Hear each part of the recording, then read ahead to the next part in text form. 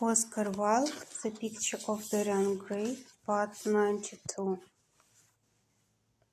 There was a horrible fascination in them all. He saw them at night, and they troubled his imagination in the day.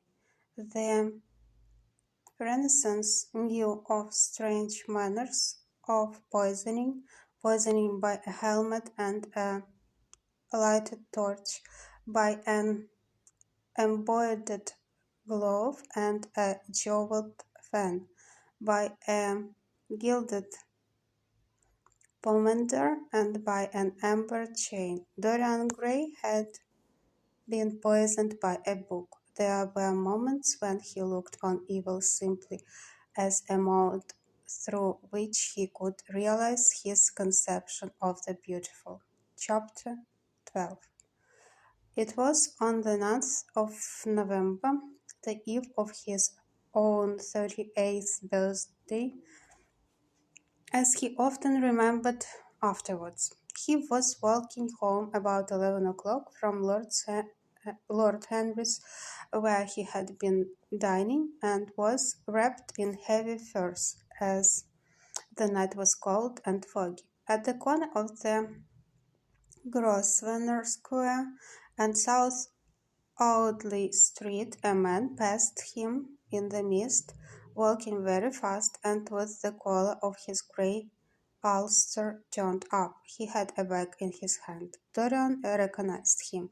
It was Basil Hallward. A strange sense of fear, for which he could not account, came over him. He made no sign of recognition and went on quickly in the direction of his own house. But Hallward had seen him.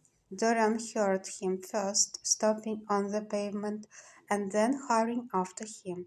In a few moments his hand was on his arm. "Dorian, what an extraordinary piece of luck! I have been waiting for you in your library ever since 9 o'clock. Finally, I took pity on your tired servant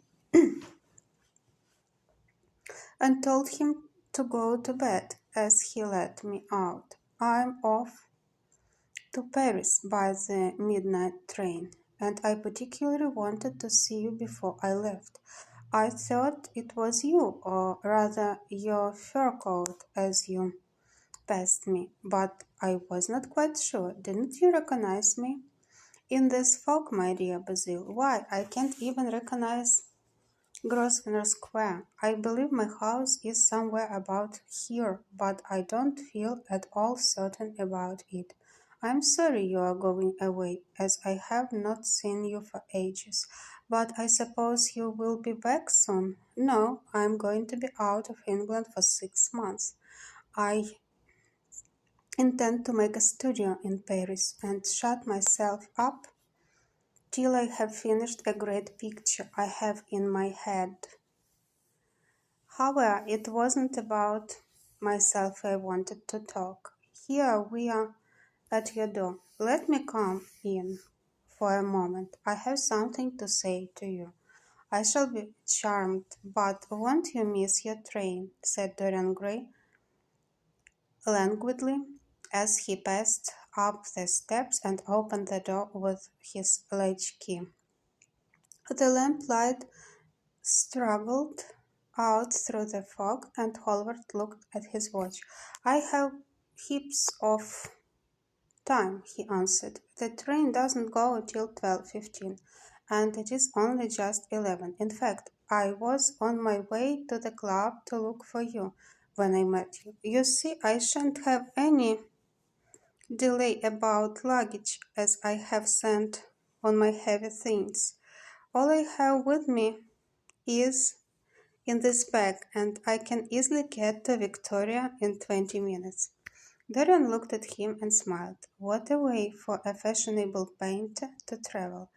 A Gladstone bag and an ulster. Come in, or the folk will get into the house.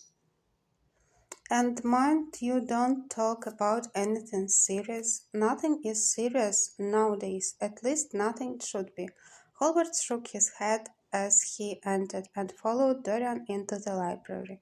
There was a bright wood fire blazing in the large open hearth.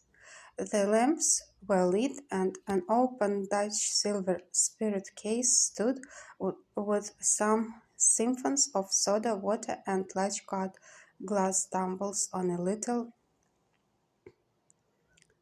marquetry table. "You see, your servant made me quite at home, Dorian,"